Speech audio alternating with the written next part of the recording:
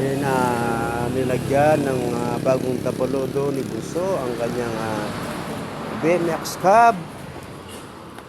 So yan, tinatanong sa akin kung hindi siya pumangit. Ano po ba sa tingin nyo? Pumangit ba siya o hindi? So yan, binili din niya ng bagong upuan.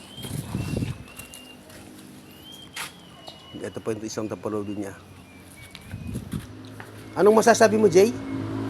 Gusto mo ba ng ganyan? Ha? Gusto mo ng ganyan? Papagawa ka sa papa mo? Pag puti na yung uwak, doon ka gagawin ni papa mo. Ha? Jay, pag pumuti na yung uwak, doon ka gagawin ni papa mo.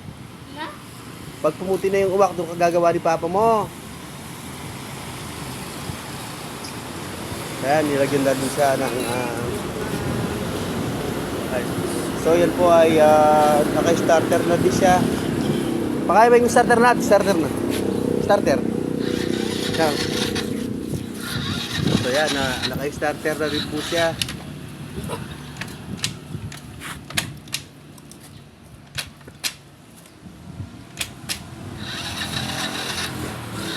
So medyo mahina lang po yung kanyang battery. Ito po yung kanyang pinaka-battery.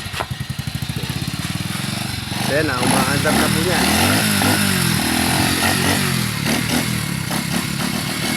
Jay, sakay ka nga, Jay, sakay ka nga. Sakay ka lang.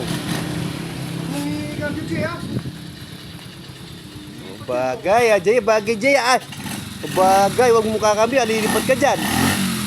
Anong masasabi mo, Jay? Ayos ba? Wow! So yan ang pangarap ng pamangkin ko na magkaroon ng ganito. So ayaw pong gawin ng kanyang papa dahil hindi niya maasikaso. Hindi niya lang alam gawin.